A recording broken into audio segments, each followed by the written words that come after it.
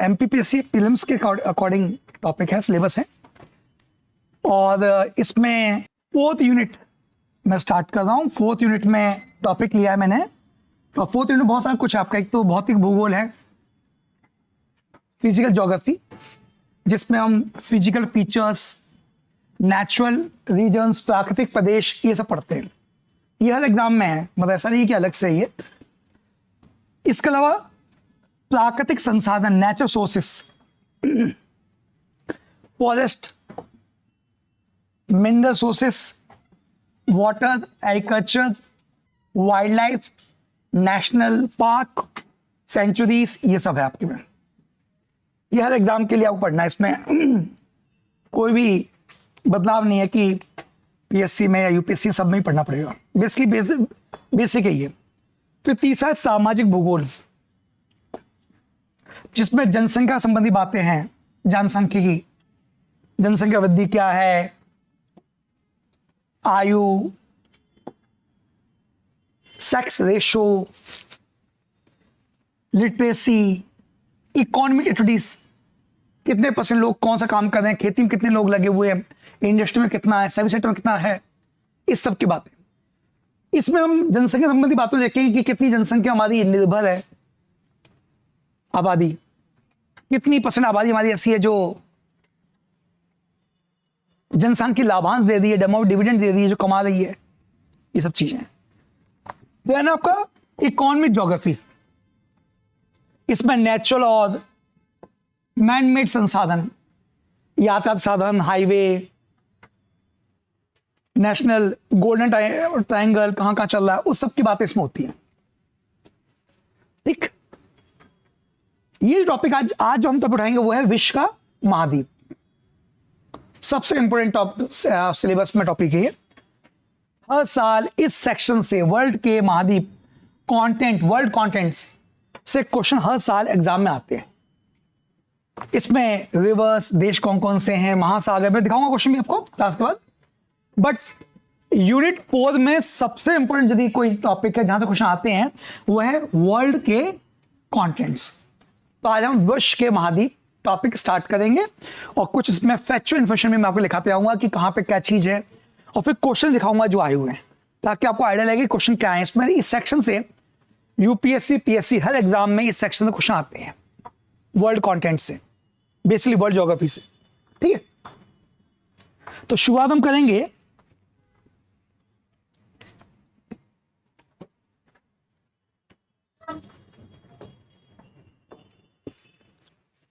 World geography में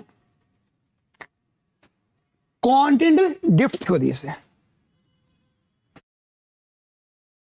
पीछे world का मैप दिख रहा है, ये हमेशा ऐसा नहीं था और ये हमेशा ऐसा नहीं रहेगा। ठीक, ये जो महाद्वीप दिख रहे हैं आपको कॉन्टेंट्स, इनको लेके थ्योरी दी है वैगनर ने, और उनका कहना है था कि एक जमाने में ये सारे कॉन्टेंट एक जगह ही मौजूद थे। इस टाइप से एक ग्रेट सुपर कॉन्टेंट था, नाम था उसका पेंजिया। और ये जो पेंजिया था ये चारों तरफ से एक बड़ी वाटर बॉडी से घिरा हुआ था, सुपर ओशन था पैंथेलस। कहते हैं कि आगे चल के इस पेंजिया में एक ब्रेक हुआ और पेंजिया 2 भागों में टूटा, लॉरेशिया और गोंडवाना। ठीक, ये 2 भागों में इसका ब्रेक हुआ। फर्दर ये जो गोंडवाना था इसमें भी ब्रेक हुआ, और ऊपर आपका लॉरेशिया में भी टूटन हुई, कंटेंट उससे दूर गए, कुछ करीब आए, और फाइनली आप देखेंगे कि ये जो नीचे का इंडिया का हिस्सा था ये जाके यहां पे टकराया एशिया से, और यहां पे इंडिया मूव कर गया नीचे, ये ऑस्ट्रेलिया दूर हो गया, अफ्रीका आ गया, ऑस्ट्रेलिया, मतलब ये पूरा टूट के अलग हो गए। तो जो सुपर कॉन्टिनेंट था पेंजिया, इसमें ग्रेजुअली ब्रेकअप हुआ, और ब्रेकअप होके आज का जो कॉन्स्टिट्यूशन हमारा जो वो है कॉन्टेंट्स वर्ल्ड मैप, वो निकल के आया। यहां तो बस समझ में आ गई, यहां तक कोई दिक्कत तो नहीं है। ठीक, अब ये जो बदलाव है, इस बदलाव को जिस ज्योग्राफर ने दिया था कि ऐसा हुआ है, उस ज्योग्राफर का नाम है अल्फ्रेड वैगनर। वैगनर का सिद्धांत था कि जो कंटेंट्स हैं ये तैर रहे हैं और ये एक दूसरे से दूर हुए हैं, कभी एक साथ थे। और जो पेंजिया शब्द था उसका मतलब है ऑल लैंड, संपूर्ण भूमि। बात समझ आ रही है? होता है कि एग्जाम में पूछ ले कि पेंजिया का मीनिंग क्या, अर्थ क्या है, तो पेंजिया का मीनिंग का अर्थ क्या था? All land. अल्फ्रेड वैगनर ने ये थ्योरी दी थी और इस थ्योरी को बोलते हैं कॉन्टिनेंटल ड्रिफ्ट थ्योरी, हिंदी बोलते हैं महाद्वीपीय विस्थापन सिद्धांत। महाद्वीपीय विस्थापन सिद्धांत अर्थात महाद्वीपियों का विस्थापन हुआ। ठीक है, क्लियर? यहां तक कोई दिक्कत नहीं है। चलिए, अल्फ्रेड वैगनर ने यह तो बता दिया कि ये सब अलग अलग हुए हैं और उसने इसके लिए कुछ प्रूफ दिए। सबसे पहला जो प्रूफ उन्हें दिया, जो सबसे बेसिक था, कि यदि हम इन सब महाद्वीपों को, कॉन्टिनेंट्स को देखें तो इनमें इस तरह की आकृति बनती है कि एक दूसरे में ये फिट हो सकते हैं।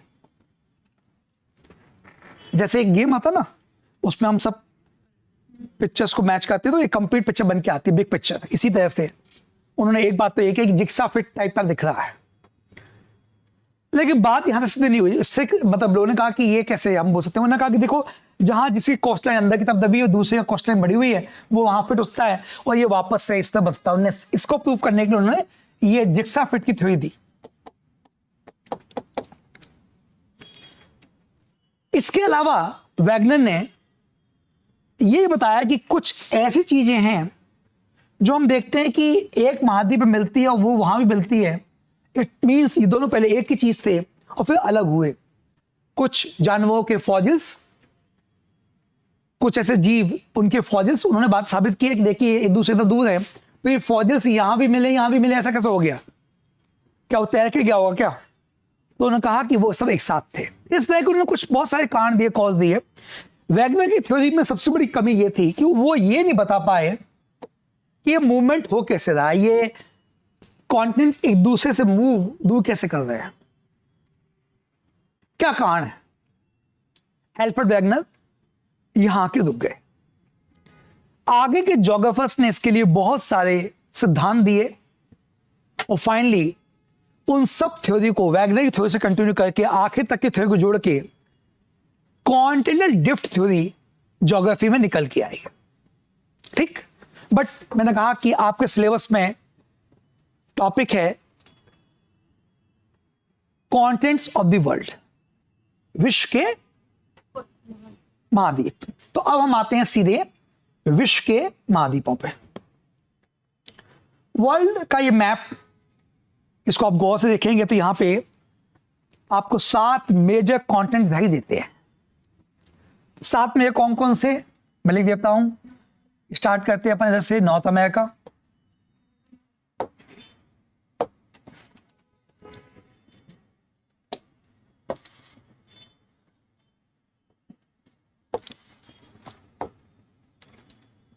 नॉर्थ अमेरिका,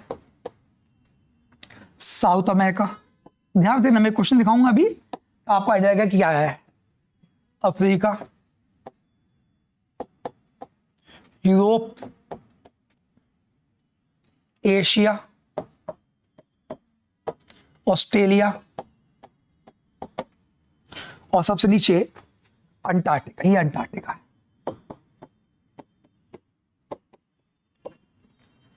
ये 7 बड़े मेजर कॉन्टिनेंट्स हैं और ये सारे कॉन्टिनेंट्स एक दूसरे से सेपरेटेड, अलग अलग हैं। वाटर बॉडीज से एक दूसरे से ये अलग अलग हैं।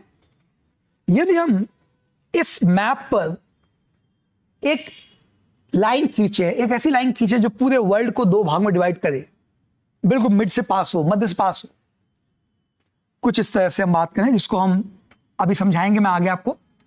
लेकिन यदि आप ऐसे देखें तो ये लाइन 0 डिग्री कहलाती है और इसको हिंदी बोलते हैं भू मध्य रेखा, इक्वेटर, लाइन ऑफ इक्वेटर। ठीक, ये बिल्कुल अर्थ के मिड से पास होती है। इसके जो ऊपर का हिस्सा है उसको बोलते हैं नॉर्दर्न हेमिस्फीयर, उत्तरी गोलार्ध, और नीचे बोलते हैं सदर्न हेमिस्फीयर। ये लाइन खींचने के बाद हमें ये चीज समझ में आ रही है कि हमारे अर्थ पे दो तरह के, बेसिकली तीन तरह के मेजर डोमेन हमारे अर्थ पे, एक जमीन है, एक पानी है और एक एटमॉस्फेयर है। लेकिन यदि हम बात केवल इसमें इस मैप के लेवल पर करें अभी हाल फिलहाल, तो हम ये देखते हैं कि हमारे अर्थ का जो नॉर्दर्न हेमिस्फीयर है वहां पे लैंड मास, भूमि ज्यादा है तुलनात्मक आपके वाटर बॉडीज से। और वहीं सदर्न हेमिस्फीयर में हम देखें तो हम देख रहे हैं कि यहां पे लैंड मास कम है कंपेरेटिवली वाटर बॉडी से। ये तो सीधा ऑब्जर्वेशन निकल के आ गया एक सरसरी निगाह से कि इक्वेटर को भी हम पास करवाएं और इक्वेटर रख के हम नॉर्दर्न हेमिस्फीयर और सदर्न हेमिस्फीयर देखें, तो ज्योग्राफी में हम देखते हैं कि नॉर्दर्न हेमिस्फीयर में जमीन का दबदबा ज्यादा है, जमीन का प्रतिशत ज्यादा है और वहीं पानी का कम। बात समझ में आई कि नहीं आई? उसी प्रकार से सदर्न हेमिस्फीयर में पानी ज्यादा है, जमीन कम। यहां तक कोई दिक्कत तो नहीं है। चलिए अब हम इसको मिटा दूं, इसको मिटा दें। चलिए अब हम बात करते हैं, तो एक पॉइंट तो निकल के आ गया इस पूरी कहानी का, एक निष्कर्ष निकल के आया लाइन खींचने बाद कि the major land mass lies in the northern hemisphere. बात समझ में आ गई? इसको लिख लीजिए कहीं भी, मैं जो बोल रहा हूं मैं कई जगह से आपको पॉइंट लिखवाऊंगा, कई सोर्सेस एक साथ लेके आया हूं।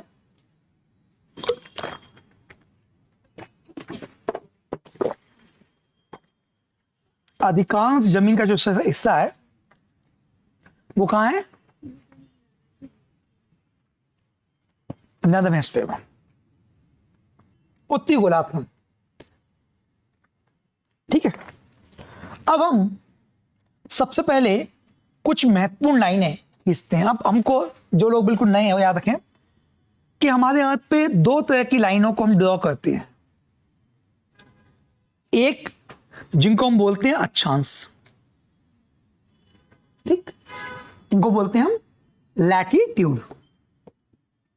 और ये लैटिट्यूड जो होती है समानांतर रेखाएं होती हैं, ये हम अगले लेक्चर से पढ़ेंगे, अभी तो केवल कोई वर्ड जो पढ़ रहे हैं तो बस याद रखना है कि ये पैरेलल लाइंस होती हैं।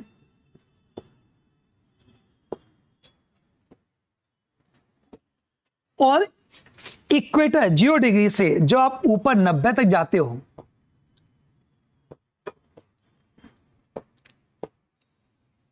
तो आपको यह पता होना चाहिए कि टेम्परेचर कम होता जाता है,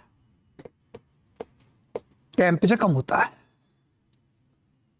तो हमें ये जो लैटिट्यूड्स है इससे बेसिकली क्लाइमेट की जानकारी मिलती है। यदि कोई व्यक्ति ये कहे कि मैं 0 डिग्री पे खड़ा हूं, इसका मतलब है कि वहां पे टेम्परेचर ज्यादा है।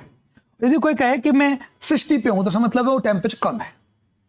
ठीक, यहां तक कोई दिक्कत तो नहीं है। तो इस तरह के लैटिट्यूड्स हमारे अर्थ पे होते हैं और ये हम अभी इस पर यहां पर डिजाइन करेंगे, तो ये समझ में आ गया लैटिट्यूड्स का। इसी प्रकार से लॉन्गिट्यूड होते हैं और ये लॉन्गिट्यूड आप देखेंगे कि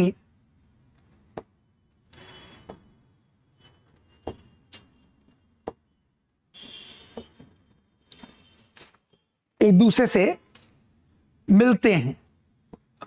इक्वेटर पे ये दूसरे बहुत ज्यादा दूर होंगे और पोल्स पे आके लॉन्गिट्यूड मिल जाते हैं। इनको बोलते हैं देशांतर।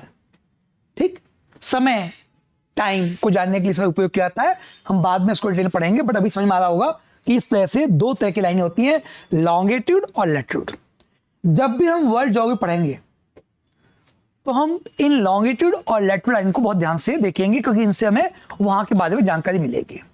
सबसे पहले हम इक्वेटर को खींच देते हैं। तो मैंने कहा था कि इक्वेटर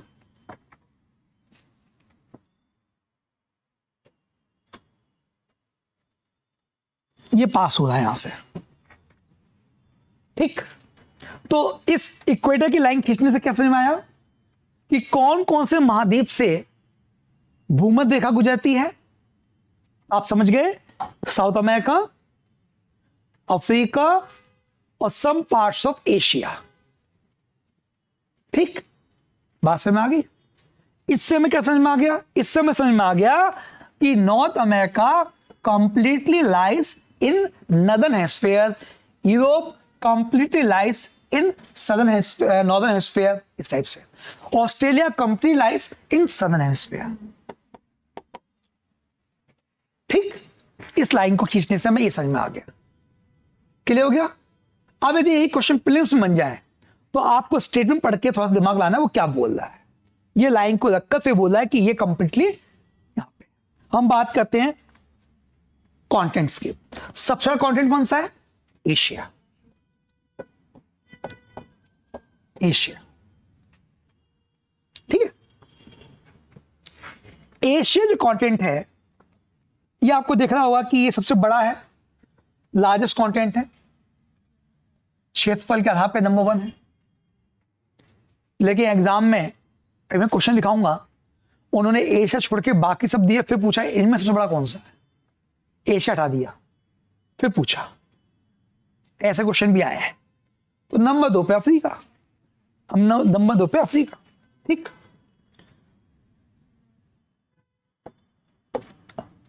अब एशिया कितना land area of the earth को कवर करता है? मतलब भैया एशिया में, मतलब हम इसमें क्या देखते हैं, हम कंटेंट जब देखते हैं उसमें क्या देखते हैं, उसका लैंड मास एरिया. ओके. तो यदि हम पूरे पृथ्वी का जो लैंड मास है, भूमि है, उसका देखें कितना है एशिया, तो 1/3, 1/3 कुल पृथ्वी के भूमि का, अर्थ का लैंड मास किसके पास है? एशिया के पास है. ठीक है. अब एशिया को हम ऐसे देखें तो हम समझ में आ रहा है कि एशिया कहां है? नॉर्थ हेमिस्फीयर में, साउथ में. कुछ पार्ट्स तो उसके ईस्ट में जा रहे हैं, अधिकांश नॉर्थ में है, बट कुछ पार्ट से लाइन गुजर रही है. अब हम आते हैं, मैंने कहा था कि अर्थ के मिड से एक लाइन खींचेंगे. क्या बोलते हैं इस लाइन को? प्राइम मेरिडियन है. Prime meridian. यदि इस प्राइम मेरिडियन को दिमाग में रखे हैं तो एशिया, ये बताओ कि किस में आ रहा है. देखो ये पश्चिम हो गया, वेस्ट, ये हो गया ईस्ट.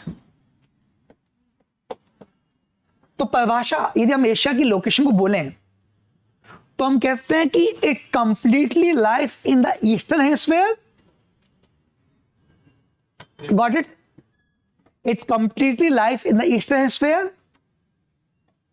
क्लियर? सही है. तो एशिया के बारे में हम क्या बोलेंगे? पूरी तरह से पूर्वी गोलार्ध में है, ईस्टर्न हेमिस्फीयर में. ठीक. किसको दिमाग में रखेंगे? तो प्राइम मेरिडियन को, इसके ईस्ट में. ठीक है. यहां तो कोई दिक्कत तो नहीं है. मैंने कहा था कि यदि हम इक्वेटर लाइन खींचते हैं तो हम कुछ ऐसे हमारे एशिया के टापू हैं, आइलैंड कंट्रीज हैं, जिनसे लाइन पास होती है. बताओ कौन कौन से कंट्रीज हैं?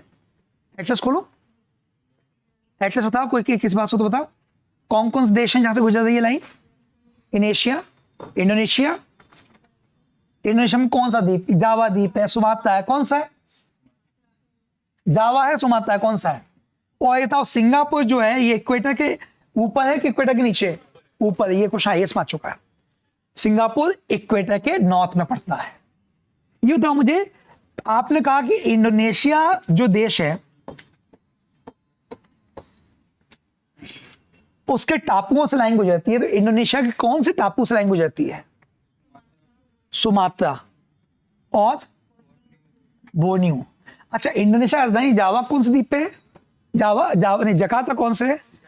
जावा पे.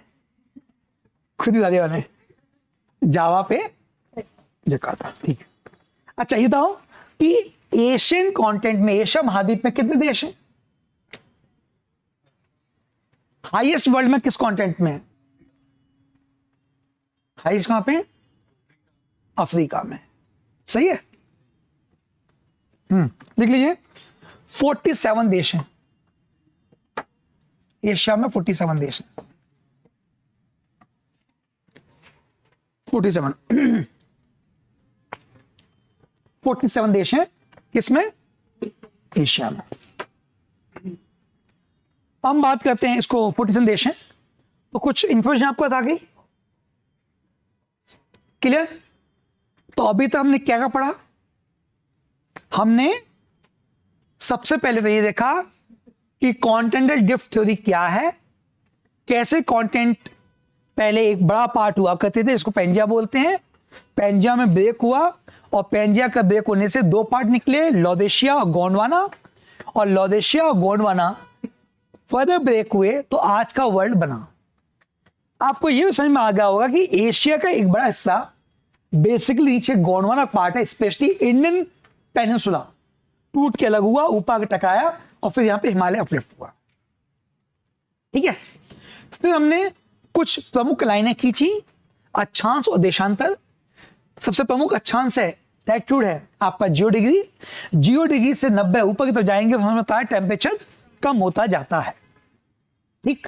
फिर हमने देखे वर्ल्ड के 7 महाद्वीप कौन कौन से हैं, और मैंने कहा कि सातों महाद्वीप बड़ी बड़ी वाटर बॉडी से एक दूसरे से सेपरेटेड हैं। चलिए यहां तक बात को दिक्कत तो नहीं है, नहीं। अब मैं चाहता हूं कि पहले हम आगे बढ़े,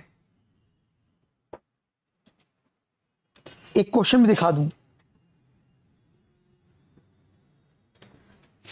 ये क्वेश्चन यूपीपीसीएस मेंस में आया है और मैं चाहता हूं कि यूपीपीसीएस क्वेश्चन जरूर देखें, क्योंकि स्टैंडर्ड पेपर होता है यूपीपीसीएस का।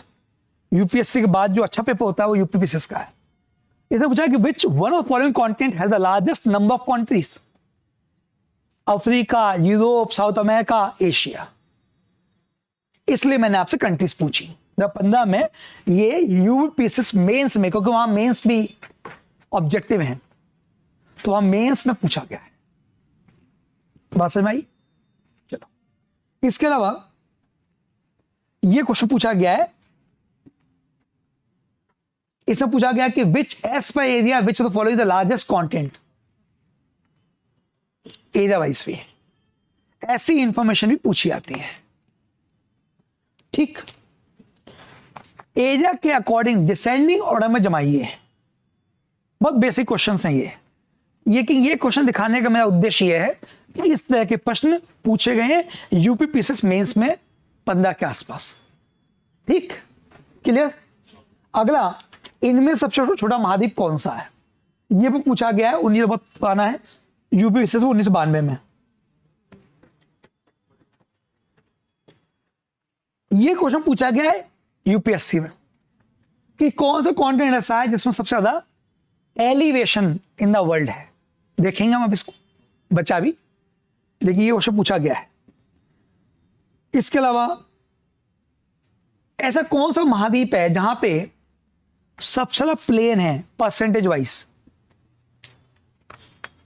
ठीक, परसेंटेज वाइज प्लेन।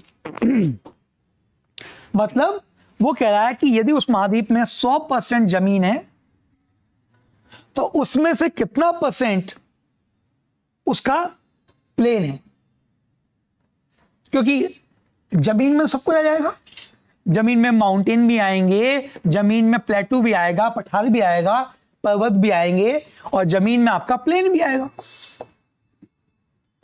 तो ये पूछा है कि उस कौन से महाद्वीप है जिसका कॉन्टिनेंट का, जिसका जो सबसे ज्यादा, जिसका प्लेन जो है टोटल एरिया ज्यादा है परसेंटेज में कॉन्टिनेंट का। इस तरह क्वेश्चन पूछे गए, ठीक। बात समझ आ रही है?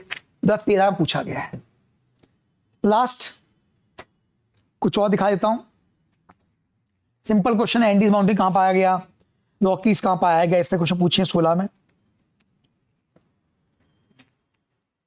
अब आया एमपीपीएससी, सबसे ज्यादा डेजर्ट वर्ल्ड का कहां मिलता है, ठीक। क्या आपको पता ही ये चीज है, लेकिन ये इस तरह क्वेश्चन एग्जाम में आए हैं। अब मैं चाहता हूं वापस चलते हैं अपन अपनी कहानी पे और शुरुआत करते हैं एशिया पे। सबसे पहले आप देखिएगा, मैंने कहा था कि एशिया और यूरोप दोनों महाद्वीप जुड़े हुए हैं। एग्जाम में क्वेश्चन आएगा कि एशिया और यूरोप के बीच में बाउंड्री कौन बनाता है, केवल यूराल, यूराल तो ये था, ब्लैक सी, नहीं, इसको बोलते हैं काकेसस माउंटेन। क्या बोलते हैं? Caucasus mountain. काकेसस माउंटेन, ये काकेसस माउंटेन जो इलाका है ये ब्लैक सी से कैस्पियन सी के बीच में पड़ता है, काला सागर से कैस्पियन सी के बीच पड़ता है। इसके ऊपर का जो इलाका है वो यूरोप में आता है और इसके नीचे का जो इलाका है वो एशिया में आता है।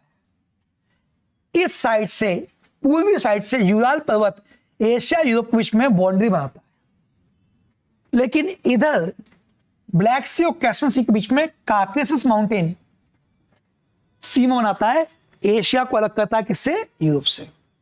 बट अभी एक और कनेक्शन है, वो यहां पे, यहां पे टर्की है, टर्की, और यहां बाल्टिक कंट्रीज हैं। तो टर्की बेसिकली, टर्की ऐसा कंट्री है जो एशिया में भी आता है, कुछ हिस्सा है, कुछ यूरोप में भी आता है। बात समझ? और इसी कारण टर्की जो है वो नाटो का मेंबर भी है। नाटो बेसिकली अमेरिका और यूरोप के देशों का एक संगठन है। अभी बेसिकली कुछ कंट्रीज हैं, नॉर्डिक, नॉर्वे, फिनलैंड, ये लोग नाटो की मेंबरशिप ले रहे थे। टर्की ने उसको लेके ऑब्जेक्शन लिया। टर्की नाटो का मेंबर है, ठीक, तो ये देश शामिल होते नाटो के अंदर। टर्की ने ऑब्जेक्शन लिया, टर्की को का हिस्सा कुछ नाटो में, उसमें यूरोप में आता है और वो नाटो का मेंबर भी है। तो ये जो जगह है इसको आपको एग्जाम पे पॉइंट से याद रखना है। और पता नहीं मुझे क्यों लगा ये यूपीएससी में इस बार आएगा, पीएससी में भी हंसता है लेकिन यूपीएससी में मामला है। इस इलाके को गौर से देखिए, यहाँ पे आपको एक, क्योंकि वैसे भी यूक्रेन संकट चल रहा है, तो यदि टीचर ने थोड़ा ज्योग्राफी करंट से जोड़ के देखी तो क्वेश्चन पूछेगा, ठीक। तो ये जो ब्लैक सी का पूरा मामला है, यहाँ ये ब्लैक सी है, ठीक, ये है भूमध्य सागर। आप पढ़ते हो डेली अखबारों में कि रशिया ब्लैक सी के इलाकों में बमबारी ज्यादा कर रहा है और यूक्रेन के पास इसके कुछ इलाके हैं। तो यहां पे ये ब्लैक सी और मेडिटेरियन सी को जोड़ने वाली संधि का नाम बताइए, और इन दोनों बीच में एक सागर पड़ता है, सी ऑफ मरमरा। बीच में देखो सी ऑफ मरमरा मिला है कुछ। तो आपको ये बताना है कि काला सागर से भूमध्य सागर में जाएंगे तो क्या क्या पड़ेगा यहां पे, बताइए। बॉस्फोरस जलसंधि, ठीक है, सी ऑफ मरमरा, डैंडेस्टेस्ट और फिर एजेंसी और फिर भूमध्य सागर। ये आपको ढंग से देखना है, यहां से क्वेश्चन बनेगा यदि उसने करंट से जोड़ा ज्योग्राफी को। तो वैसे भी वर्ल्ड कंटेंट वाले क्वेश्चन जो है करंट से ही जुड़ के आते हैं, ठीक है। यहां तक कोई समस्या तो नहीं है? नहीं है। अब यदि प्रीलिम्स में आए कि एशिया को यूरोप से कौन को अलग करता है, ऑप्शन 1 यूराल पर्वत, बिल्कुल सही है। ऑप्शन 2 काकेसस पर्वत, बिल्कुल सही है। ऑप्शन 3 टर्की और मरमरा सी, तो बिल्कुल सही है, ठीक। यहां तक समझ में आ गया, ये पूरा अलग हो गया, समझ में आ गया, ठीक। तो क्या ये एशिया का पार्ट है? और यदि पार्ट है तो इस एशिया के पार्ट में आपको पता है कि यहां पे एक देश है, नाम है इजराइल। तो क्या इजराइल एशिया में आता है? तो आता है तो इजराइल को कौन से एशिया में बोलेंगे, कौन से एशिया में आता है ये? जैसे हम आते हैं साउथ ईस्ट एशिया, दक्षिण पूर्व एशिया में हम आते हैं, तो ये कौन से में आता है? वेस्ट एशिया, ठीक है, क्लियर। यहां पे कुछ देश पड़ते हैं इधर, कजाकिस्तान, किर्गिस्तान, तजाकिस्तान, उज्बेकिस्तान, ये कौन से एशिया में आते हैं? सेंट्रल एशिया में आते हैं। ये कहलाते हैं सेंट्रल एशिया। ये कहलाते हैं इजराइल वगैरह, क्या कहलाते हैं? पश्चिम एशिया। पश्चिम एशिया का बड़ा संकट क्या चल रहा है? इजराइल फिलिस्तीन क्राइसिस, लड़ाई चल रही इस पूरे इलाके में, है ना। इज़राइल और कौन है साथ में, पैलेस्टाइन, है ना। मेरे ख्याल से यहां तक बात क्लियर है, हम आगे बढ़ सकते हैं। क्लियर है।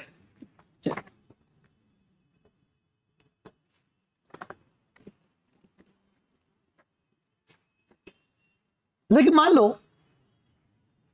है तो कंबाइंड, हाँ स्वेज नहर, स्वेज नहर है ना, वो अफ्रीका को अलग कर रही है एशिया से, ये भी एशिया में आएगा, इसको बोलेंगे अरब प्रायद्वीप। ठीक, तो ये भी अलग कर दी, बिल्कुल सही करो, 4 चीज होंगे, 1 2 3 4, गुड, सही ऑब्जर्व कर लिया आपने, है ना।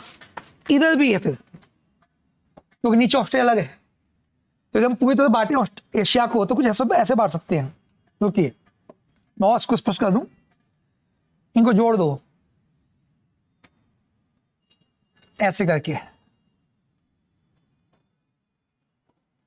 है ना। तो ये हो गया आपका एशिया। ये बताओ, ये ईस्ट साइड में जो एशिया की बाउंड्री बना रहा है ये कौन है, एड्रेस खोलिए। Papua New Guinea. Papua New Guinea का आधा हिस्सा एशिया में, आधा आता है ओशियाना में।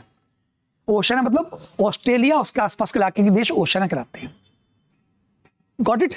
तो ये पूरा हो गया एशिया, क्लियर हो गया, है ना। लेकिन मैंने कहा कि यूरोप और एशिया एक ही पार्ट है, तो कंबाइंड जब बोलना पड़ेगा तो क्या बोलेंगे इसको, यूरेशिया। क्या बोलेंगे, यूरेशिया। ठीक, जब कंबाइंड बोलेंगे, बट जब इसे अलग कर देंगे तो ये, तो क्वेश्चन ये आता है प्रीलिम्स में कि एशिया को यूरोप से कौन को अलग करता है, तो यूराल पर्वत, एक काकेसस, एक टर्की, और वहां पे सी ऑफ मरमरा एक, स्वेज कैनाल, स्वेज नहर एक, और ये आपका पापुआ न्यू गिनी जो है अलग करता है। इस तरह से पूरा अलग होता है। यहां से आगे बढ़े, चलिए आगे बढ़े, उससे पहले थोड़ा सा एशिया में और थोड़ा ऑब्जर्व करें क्या क्या चीजें एशिया के अंदर मिल रही हैं हमको। एक तो ये कैस्पियन सी और उसका इलाका,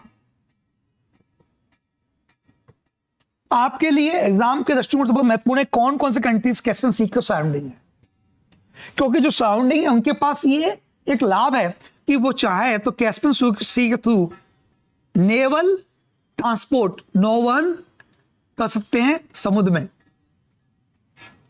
उनका कॉस्ट कम हो जाएगा। इसी प्रकार से पर्शियन गल्फ, आजकल कतर में फुटबॉल वर्ल्ड कप चल रहा है, कतर है कहां इस मैप पे, कतर कहां मिलेगा, कुछ आइडिया,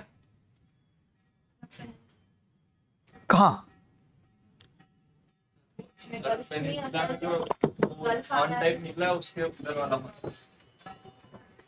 ये बोल रहे हो क्या, नहीं कहता है बस केवल। अच्छा, यहां पे कुछ देश है क्या, यमन, ओमान। अब यमन ओमान, ये यमन होगा मेरे ख्याल से, ये ओमान होगा, तो ये होगी गल्फ ऑफ ओमान, है क्या, इसका नाम होगा गल्फ ऑफ ओमान, ओमान की खाड़ी है। और ओमान खाड़ी से आप जाओगे पर्शियन गल्फ में, पर्शियन खाड़ी, तो इन दोनों बीच में जल संधि का नाम क्या है, कौन सा स्टेट, कौन सा संधि, हॉर्मुज है। इतना कंफ्यूज क्यों भाई, हॉर्मुज है ना। तो हॉर्मुज जलसंधि किंग को जोड़ रही है, गल्फ ऑफ ओमान को पर्शियन गल्फ से जोड़ रही है। बात समझ में आया कि नहीं आया, आ गया, ठीक। अब इन्होंने शब्द इस्तेमाल किया स्टेट, बातचीत नहीं, इन्होंने कहा जल संधि, स्टेट क्या होती है, स्टेट नैरो वाटर बॉडी जो दो बड़ी होती है, एक नैरो वाटर चैन बॉडी जो दो बड़ी वाटर बॉडीज को आपस में कनेक्ट करे।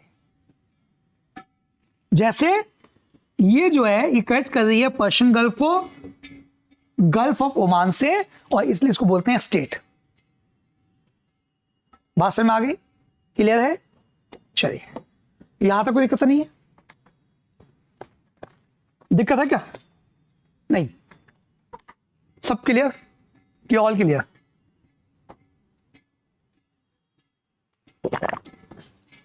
आगे बढ़े, है ना।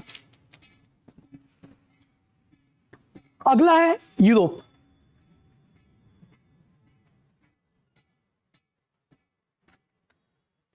सबसे पहले आप देखो कि यूरोप किस लैट्यूड पे है। तो यदि अपन वही मैप थोड़ा सा इमेजिंग करें तो इसके लिए है कि भाई इक्वेटर पास होगा और ये 23.5 उत्तर, 23.5 दक्षिण, इससे भी ऊपर यहां पे यहां का यूरोप पड़ेगा। ठीक है, तो ये तो फिक्स हो गया कि नदन हेमिस्फीयर में उत्तरी गोलार्ध में है यूरोप। ठीक है, उत्तरी गोलार्ध में, और ये एशिया के वेस्ट में पड़ता है। एशिया के वेस्ट पे, तो ये एशिया हो गया, उसके वेस्ट में हो गया, पूरब में। ठीक है, और मैंने कहा कि ऊपर की तरफ है ये, इसलिए यहां की कंडीशन कैसी होगी? फ्रीज, ठंडक ज्यादा होगी, क्योंकि हमको पता है कि जैसे जैसे हम इक्वेटर से पोल्स की तरफ जाते हैं टेम्परेचर कम होता है। हमारी अर्थ पे मैंने कहा था कि बहुत सारी लाइनें खींची आती हैं, लैटिट्यूड बोलते हैं हम इनको। इसी प्रकार का एक लैटिट्यूड होता है ऊपर की तरफ, उसको बोलते हैं आर्कटिक सर्किल, जो आर्कटिक के चारों तरफ फैला हुआ आर्कटिक सर्किल। कहने मतलब ये कि यूरोप से आर्कटिक सर्किल पास होता है, और आर्कटिक सर्किल जहां से पास होता है वो इलाके ठंडे इलाके माने जाते हैं। बात समझ में आई कि नहीं आई? ठीक, अब आते हैं हम यूरोप को। यदि देखें कि कितने कंट्रीज हैं इसके अंदर, तो 43 कंट्रीज हैं। 43 कंट्रीज हैं। ठीक है, और यूरोप तीनों तरफ से देखो आर्कटिक सर्किल गुजर रहा है। ये डायग्राम भी मिल गया, लिखा ही हुआ है, मैं ध्यान दे पाया। देखिए आर्कटिक सर्किल गुजर रहा है यहां से, यूरोप से। ठीक, अब हम यूरोप को देखें तो ये चारों तरफ से वाटर बॉडी से घिरा हुआ है। इधर मेडिटेरियन सी, इधर इंडियन चैनल, इधर नॉर्थ सी, और इधर अंदर की तरफ फंसा हुआ है बाल्टिक सी। ठीक, बाल्टिक सी से नॉर्थ सी आने के लिए या ये जो दिख रहा है आपको ये इलाका, इसको बोलते हैं जटलैंड, और इसको कट किया गया है। इसमें से जो नहर निकाली गई है उसको बोलते हैं कील नहर। क्या बोलते हैं? कील कैनाल। इससे हुआ ये कि अभी पहले ऐसा ना पड़ता था, ये डिस्टेंस कम हो गई। अब इंटरेस्टिंग बात यह है कि मैंने कहा ऊपर की स्थिति से आर्कटिक हो जाता है, ठंडी स्थिति होती है, बर्फ से सारे जो ये आपके देश हैं इनके जो कोस्ट है, तट है, जम जाते हैं। यहाँ पे नेविगेशन पॉसिबल नहीं होता ठंडे के इलाके में। बट बाल्टिक सी जो है ये बेसिकली यही एक सी है जो चारों तरफ जमीन से घिरा हुआ है। ऐसे देखो,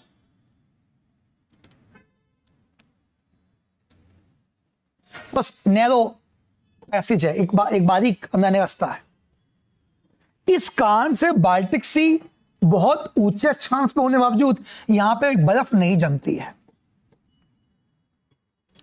और ठंडों में भी खुला रहता है। रशिया के जो ऊपर के जितने टापू हैं, जो कोस्ट हैं, तट हैं, इस पे जो उसके पोर्ट हैं, बंदरगाह, वो सब जम जाते हैं।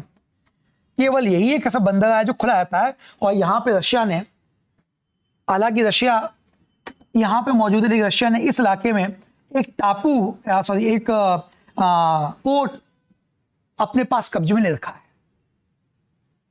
क्या नाम है इसका? कालिनिंग्राड।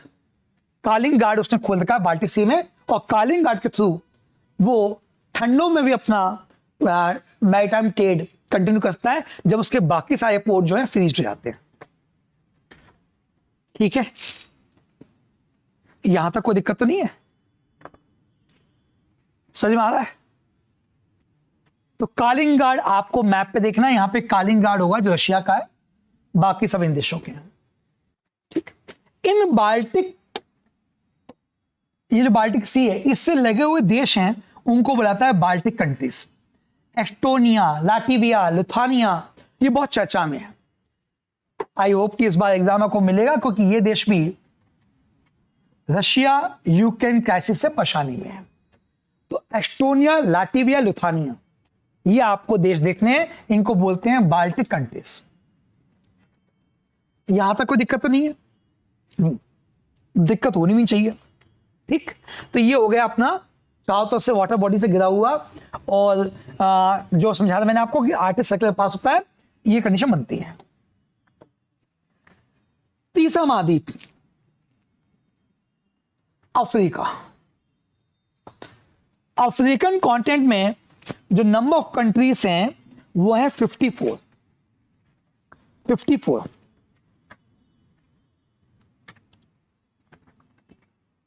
ठीक है,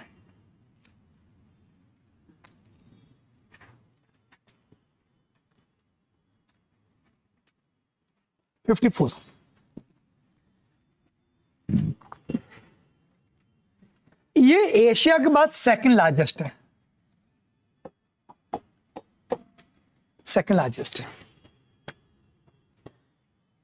इस महाद्वीप से जब देखो गौर से तो ये लाइन गुजर रही है बिल्कुल उसके मध्य से, इसको बोलते हैं इक्वेटर।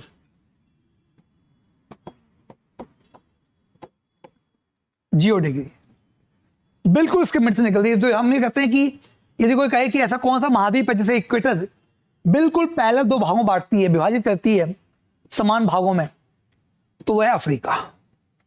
ठीक, क्लियर हुआ कि नहीं हुआ? एक तो ये हो गया। लेकिन यदि हम एरिया वाइज देखें तो इक्वेटर के ऊपर का एरिया ज्यादा है तुलनात्मक नीचे के क्षेत्रफल से। The area of northern part of Africa is more than the area of southern part of Africa. ठीक, यहां तक बात समझ में आ गई? आगे क्लियर? अफ्रीका से तीनों लाइन गुजरती हैं। एक लाइन है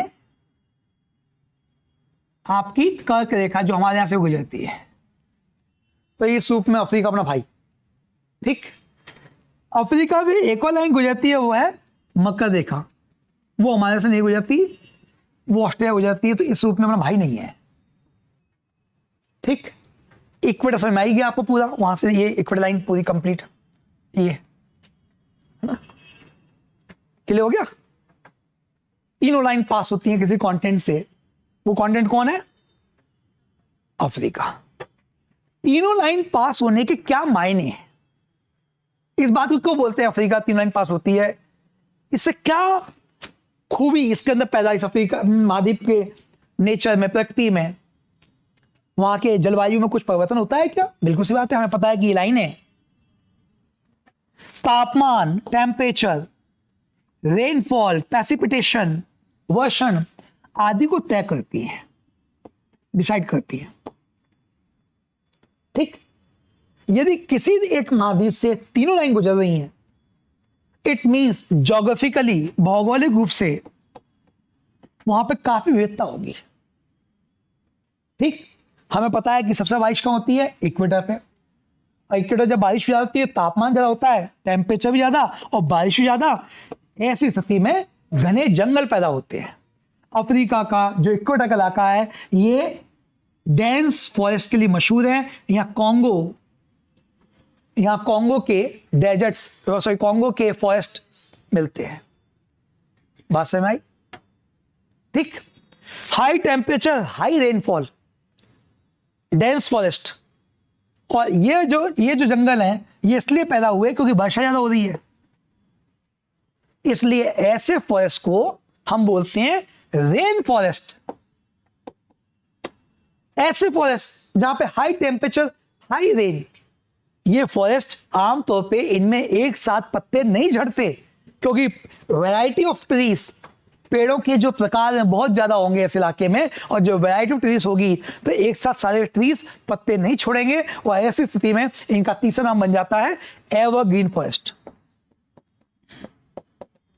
एवरग्रीन, हमेशा हरित, सदैव हरित वन। ठीक, बात समझ में आई? तो ये सब खूबियां यहां पैदा होती हैं। तीनों लाइन पास होने से आप देखेंगे कि जो आपका line of topic of cancer है वो यहां से पास होता है, टॉपिक ऑफ कैप्रिकॉर्न है वो पास होता है। इस कारण से बहुत डाइवर्सिटी अफ्रीका में मिलती है। अफ्रीका में आप देखेंगे इसी महाद्वीप के अंदर दुनिया का सबसे बड़ा डेजर्ट सहारा मिलेगा, दुनिया का एक घना जंगल कॉन्गो बेसिन मिलेगा। ठीक, क्लियर हुआ कि नहीं हुआ? इसी में आपको अर्धशुष्क, सेमी ड्राई आदि इलाके मिलेंगे। दुनिया की सबसे लंबी नदी नाइल नदी मिलेगी, जो दो नदियों को मिलने से बनती है, ब्लू और व्हाइट नाइल। ये नाइल नदी है, मैं दूसरी हंस दी, सॉरी, ये लो, ये नाइल है ना। ठीक, ये जाके कहां गिर रही है? भूमध्य सागर में। क्लियर हुआ? अफ्रीका में ना सिर्फ ज्योग्राफी डाइवर्सिटी है, वाइल्ड लाइफ पे भी डाइवर्सिटी है। ठीक, यहां पे घास के मैदान भी मिलेंगे, जंगली मिलेंगे, घास के मैदान मिलेंगे। घास के मैदान दो तरह के होते हैं, एक होता है आपका शीतोष्ण घास के मैदान, टेम्परेट ग्रासलैंड्स, एक होता है ट्रॉपिकल ग्रासलैंड्स। आप अफ्रीका में देखेंगे ट्रॉपिकल, टेम्परेट दोनों तरह के ग्रासलैंड मिलेंगे, उष्णकटिबंधीय और शीतोष्ण। बताइए यहां पे टेम्परेट ग्रासलैंड्स कौन से हैं? यहां पे कुछ नाम पता है किसी को? टेम्परेट ट्रॉपिकल ग्रासलैंड्स, आपके कॉपी में अपने एटलस में ग्रासलैंड्स दिए होंगे, देखिए नेचुरल वेजिटेशन करके एक दिया होगा आगे इंडेक्स में है। वेल्ड कहां पड़ेगा? साउथ अफ्रीका वाली यहाँ वेल्ड पड़ेगा। क्या है वेल्ड? Grassland, temperate grassland. कैसा है ये? टेम्परेट, क्योंकि ये कैप्रिकॉर्न के नीचे आ रहा है, तो शीतोष्ण घास का मैदान हो गया एक तरह का। और कुछ अफ्रीका में मिल रहा है ग्रासलैंड्स? सवाना किधर? इक्वेटर के ऊपर रेन फॉरेस्ट। यहां पे तो सवाना कहां है? सवाना ग्रासलैंड्स कहां है? कुछ आइडिया?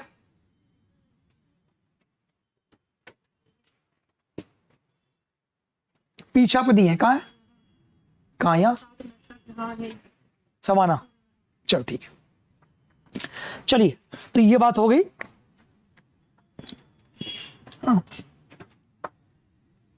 कौन कौन से सागर और महासागर से घिरा है? तो ऊपर मेडिटेरियन, बगल में लाल सागर, इधर इंडियन ओशियन, नीचे अटलांटिक ओशियन और इधर अटलांटिक ओशियन।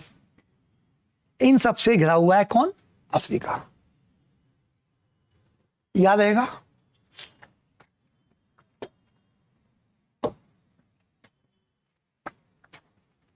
अब आते हैं north America.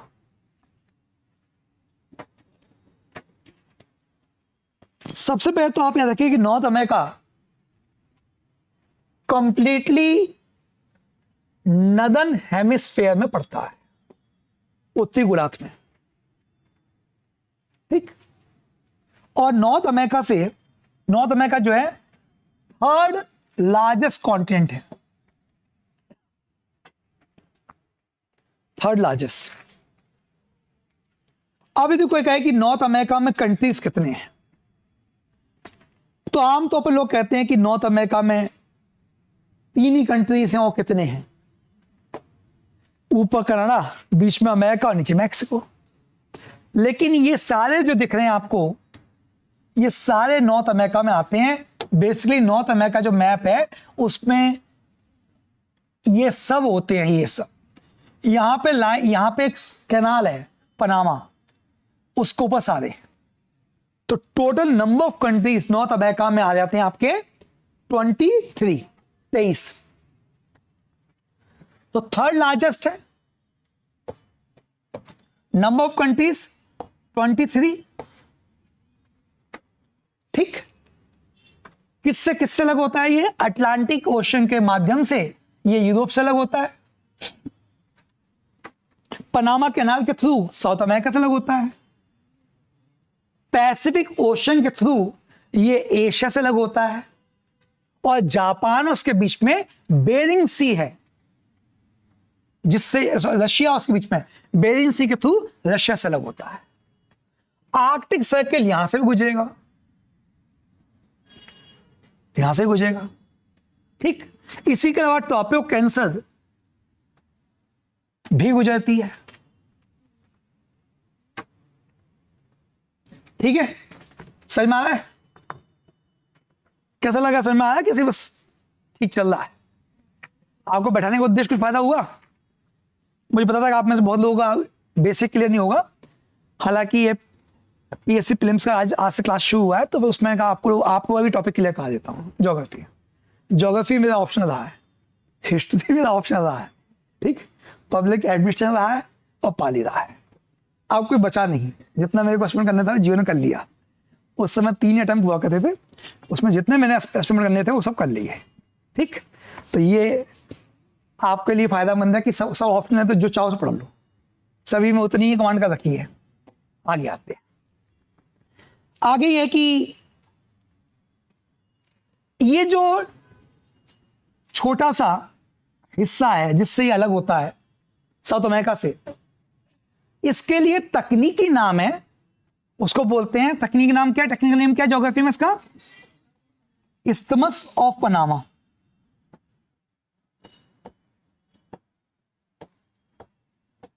Isthmus, ISTHMUS, isthmus of Panama. क्या होता है इस्थमस? नैरो लैंड तो बिगर देखो ध्यान दे, उसमें क्या है, सिंपल सी बात है। जब दो बड़ी वाटर बॉडीज हों, जल के भंडार हों, जैसे यहां पे है पैसिफिक ओशियन, इधर अटलांटिक ओशियन, इनके बीच में ये पतला सा नैरो लैंडमास स्ट्रिप थी, पतली एक जमीन की पट्टी थी, इसको काटा गया, काट के इसको क्या नाम बनाया गया? इस तरह के ज्योग्राफिकल फीचर को बोलते हैं इस्थमस। इस्थमस स्टेट नहीं है, स्टेट डिफरेंट चीज हो गई, स्टेट डिफरेंट चीज है। स्टेट प्राकृतिक है, रहती है, वो वहां कट करने की जरूरत नहीं है, ये कट करके बनाया गया है। बात समझ में आया? इसको कट करके बनाया गया। यहाँ पे ये पतली पट्टी थी, क्योंकि पहले नॉर्थ अमेरिका के इस कोस्ट से इस कोस्ट तक आने में ये ट्रेवल करना पड़ता था। ये होने से इसके इस वेस्ट कोस्ट से ईस्ट कोस्ट के बीच की डिस्टेंस शॉर्ट हो गई। दुनिया का एक प्रमुख, एक बिजी चैनल है ये। तो हुआ क्या होगा, इन्होंने क्या किया होगा, बेसिकली इस तरह से जो पट्टी थी पतली, जैसे ये ऐसा हो गया, तो ये इलाका पतला था, इन दोनों के बीच में पड़ गया, जिसको इन्होंने कट किया। अब कट किया तो लेकिन कितना कट कर देंगे, है तो नेचुरल वो। तो बेसिकली उसमें क्या है कि जैसे कोई शिप है, तो पानी यहां ज्यादा है, फिर मतलब ये गहराई कम है और फिर ये गहराई ज्यादा है, तो क्या कहते हैं, इसमें लॉक लगे हुए हैं। लॉक लगे मतलब पानी को रोककर शिप को उसके अंदर एंटर कराते हैं ताकि पानी का लेवल बढ़ जाए। जैसे लॉक लगा दिया, जैसे शिप अंदर एंटर किया, लॉक लगा दिया पीछे से, तो पानी का लेवल बढ़ गया, तो शिप तैरेगा। फिर इसी तरह से गेट लगाए गए हैं, गेटों में पानी का लेवल बढ़ता जाता है और शिप आगे मूव करता जाता है। ठीक, एक बार इन गेट्स के बारे में पूछ लिया गया एग्जाम में, कौन कौन से गेट्स हैं। ठीक, तो आप बाद में देखेंगे, अभी तो जरूरत नहीं है, लेकिन ये इस तरह क्वेश्चन बन सकते हैं। तो ये तो हो गया एक आइडिया यहां पे। ठीक, यदि कोई कहे कि अमेरिका महाद्वीप को उसकी लोकेशन बताओ, तो नदर्न हेमिस्फीयर, गॉट इट। ये लाइन ऑफ जीरो खींच दी, तो ये काय में आ जाएगा, वेस्टर्न हेमिस्फीयर में, उत्तरी पश्चिमी गोलार्ध में। बात समझ में आ गई? ठीक, अब यहां पे आपको दिख रहा होगा, यहां पे बेरिंग सी है, बेरिंग सी दिखा है, इधर भी बेरिंग सी के इधर ये जो दिखा है कोने में बिल्कुल शॉर्ट, ये रशिया है। ये एक जमाने में अमेरिका का पार्ट था, तो सॉरी ये रशिया का पार्ट, ये भी था, ये भी था। इसको बोलते हैं अलास्का। ये अमेरिका का 50वां प्रांत है अलास्का। ये एक जमाने में रशिया के पास ही था पूरा। रशिया का ये भी था और रशिया का ये भी था। रशिया से अमेरिका ने ले लिया और बाद में ये तेल और गैस के भंडार निकल के आए। रशिया को लॉस हुआ, अमेरिका को फायदा हो गया। ठीक, इन दोनों के बीच में एक स्टेट है और हमें पता है कि स्टेट क्या करती है, जलसंधि क्या करती है, दो बड़ी वाटर बॉडीज को मिलाती है। तो यहां पे बेरिंग स्टेट है जो बेरिंग सी और ऊपर मेरे ख्याल से चुक्सी सी है, देखिए उसको मिलाती है। ठीक, आगे बढ़े। अगला है आपका साउथ अमेरिका। या south America, south America equator के, आप देखो ये इक्वेटर है, अधिकांश इसका इक्वेटर के साउथ में है। ठीक, तो mostly lies in southern hemisphere बोलते हैं, बट कंप्लीटली नहीं। अधिकांश इसका इसमें दक्षिण में, लेकिन कंप्लीटली नहीं है साउथ अमेरिका। साउथ अमेरिका में नंबर ऑफ कंट्रीज है 12। और जब इतनी छोटी यूनिट होती है तो अब आपको 12 के नाम याद रखने चाहिए, बाकी में ना करो चल जाएगा। बट साउथ अमेरिका में जो 12 कंट्रीज हैं वो कौन कौन से हैं वो आपको पता होना चाहिए। जब संख्या कम है तो क्वेश्चन बनने की संभावना ज्यादा रहती है। ठीक, तो एक तो हो गया इसके अंदर, नीचे अर्जेंटीना, इधर चिली, पतला दुबला चला, लंबाई है, चौड़ाई नहीं है, आधी टाइप। ठीक, Bolivia, Brazil,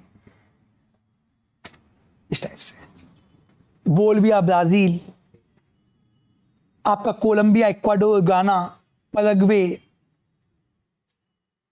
Peru, Suriname, Uruguay, Venezuela. आपको कल जब मैं क्लास शुरू करूंगा तो कल मेरे को इन सबकी लोकेशन चाहिए एग्जैक्ट ऑर्डर में। ठीक, क्लियर? मैं किसी को बुला लूंगा मैं एक क्लास में और फिर बताऊंगा कि इसमें आप मुझे पैराग्वे दिखाओ लगा के, कहां है पैराग्वे, यूरुग्वे दिखाओ। कौन अटलांटिक ओशन छूते हैं, कौन पैसिफिक छूते हैं। यहां भी कुछ ऐसे देश हैं, इधर में गौर करिए, इधर कुछ ऐसे देश हैं जो अटलांटिक को छूते हैं और जो पैसिफिक को छूते हैं। वो कौन है ये आपको एटलस पे खुद होमवर्क करना है। मैं कल किसी से पूछता हूं कौन कौन देश ऐसे हैं जो छूते हैं। ठीक, फिर अगला क्वेश्चन ये कि जो लाइन ऑफ इक्वेटर गुजरता है वो किन किन देशों में गुजरता है। इक्वाडोर, कोलंबिया, ब्राजील, 3 देशों को गुजरता है। ईसीबी। इसके बाद अगला क्वेश्चन, टॉपिक ऑफ कैंसर, क्या topic of Capricorn, Makar Rekha, Africa, south America में किन किन देशों को जाती है, ये सब आपको याद करना है। इसी प्रकार से आपको याद करना है कि मकर रेखा अफ्रीका में कहां कहां गुजरती है, कर्क इक्वेटर कहां कहां से गुजरती है, और साथ में कर्क रेखा कहां कहां से गुजरती है।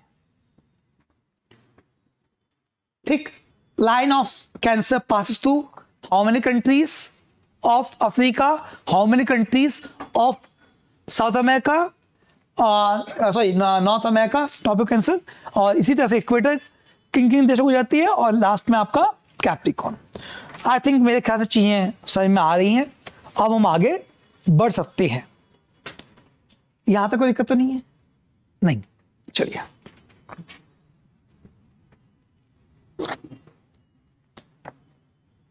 साउथ अमेरिका में एक बड़ी, ज्यादा बड़ा हो गया, एक पर्वतमाला है जो गुजरती है।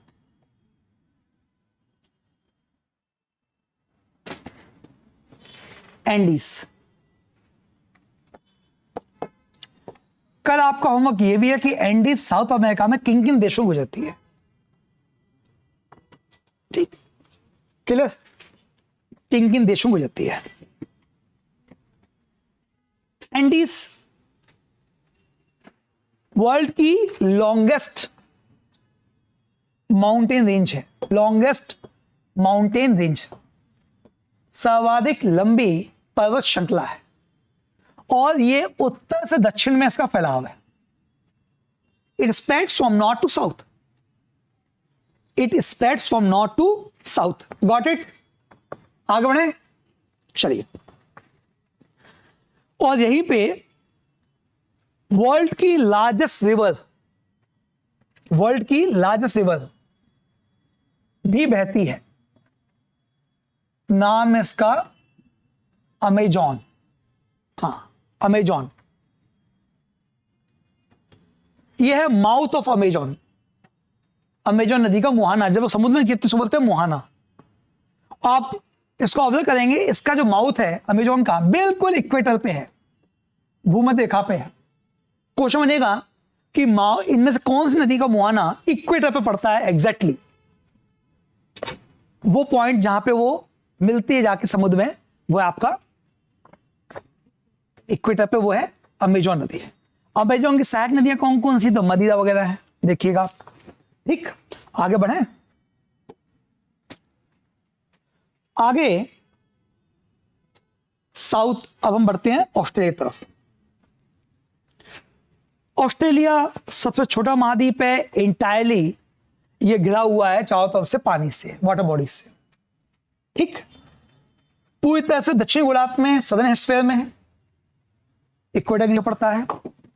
लाइन ऑफ कैप्रिकॉर्न यहां से पासिस होती है, ठीक, पास होती है, और ये सभी तरफ से समुद्र से घिरा हुआ है। ये चीज आप देखोगे किसी और कॉन्टिनेंट में नहीं है। एकमात्र कॉन्टिनेंट जो completely surrounded by water bodies, और हमको पता है कि यदि कोई चीज चारों तरफ से पानी से घिरी होती है तो उसको हम टापू बोलते हैं, बट ये टापू है इतना बड़ा। ठीक, तो इसको फिर अपन बोलेंगे, क्या बोल सकते हैं?